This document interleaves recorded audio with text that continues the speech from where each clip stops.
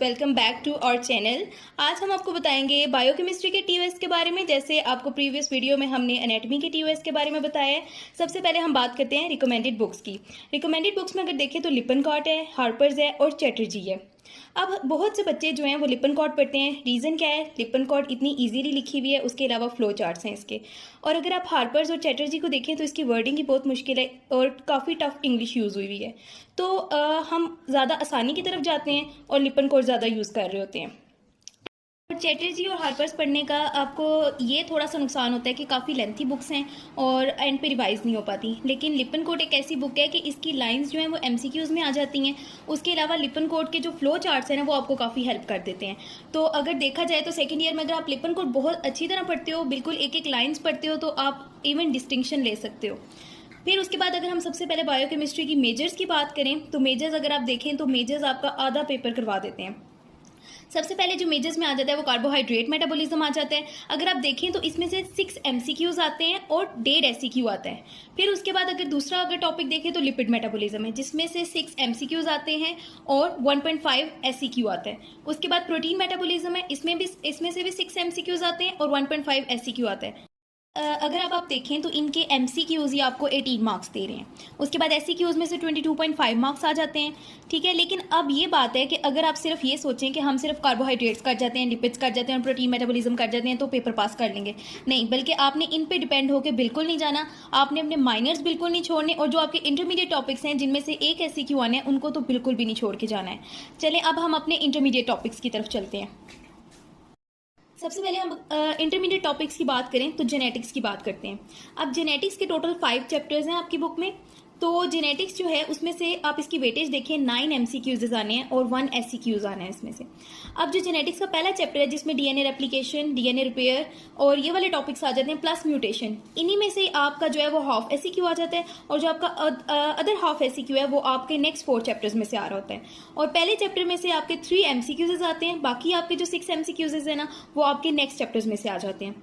फिर नेक्स्ट हम चलते हैं एंडोक्रिनोलॉजी की तरफ। अब एंडो का जो पोर्शन होता है ना, बहुत से आपके कॉलेजेस में टीचर्स वगैरह भी ये कहते हैं कि ये फिजियोलॉजी से कवर हो जाता है, लेकिन आपने इसको फिजियोलॉजी से भी देखना है और बायोकेमिस्ट्री से भी देखना है, क्योंकि बहुत सी बातें होती हैं जो कि बायोकेमिस्ट्री में थोड़ी डिफरेंट लिखी होती है, वो फिजियो में हमें नहीं मिल रही होती, तो इसको आपने बायोकेमिस्ट्री से भी जरूर पढ़ना है। अब इसमें जो एमसीक्यूज आते हैं वो आपके 6 एमसीक्यूज आते हैं और 1 एससीक्यू आ जाता है।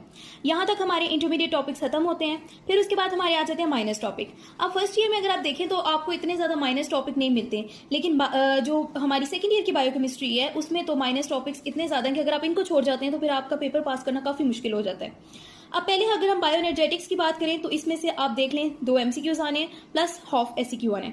अब यहाँ पे अगर आप ये देख सकते हैं कि जो हमारे सारे माइनर टॉपिक्स हैं उनमें से हाफ ही एससीक्यूज आ रहे हैं। तो अगर देखें तो हाफ एससीक्यू मिला के भी हमारे कितने ज्यादा मार्क्स बना लेते हैं।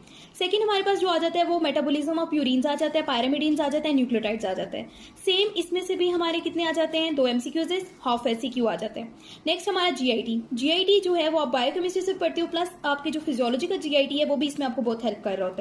इससे आपके 3 एमसीक्यूज आ जाते हैं प्लस हाफ एस।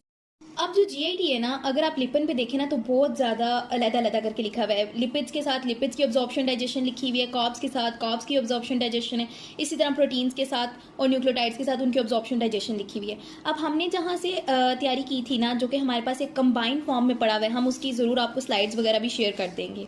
अब देखिए इसमें से कितने आते हैं, 3 एमसीक्यूज आ जाते हैं, हाफ एससीक्यू आ जाता है। नेक्स्ट हमारा ऑन्कोजेनेसिस आ जाता है एंड ज़ीनोबायोटिक्स आ जाता है। सेम इसमें से भी हमारे पास जो है वो 3 एमसीक्यूज आ जाते हैं और हाफ एससीक्यू आ जाता है।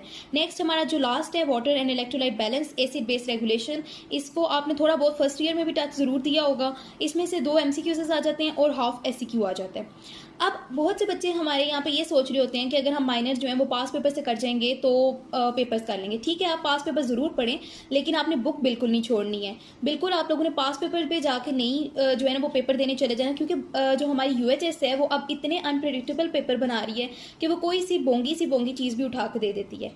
तो बायोकेमिस्ट्री के लिए इतना ही था। तो आज हमने आपके साथ टीओएस शेयर कर दिए। अब नेक्स्ट हम आपके जो हैं वो सारे लेक्चर्स आहिस्ता आहिस्ता अपलोड करना शुरू कर देंगे, जिसमें सबसे पहले आपको कार्बोहाइड्रेट्स मेटाबॉलिज्म के लेक्चर्स मिलेंगे, ग्लाइकोलिसिस हम स्टार्ट करवाएंगे। अब आपने जो है हमारी वीडियो जो है देखी है, इसको अपने फ्रेंड्स के साथ भी शेयर करें ताकि उनको भी ज़्यादा से ज़्यादा फ़ायदा हो सके।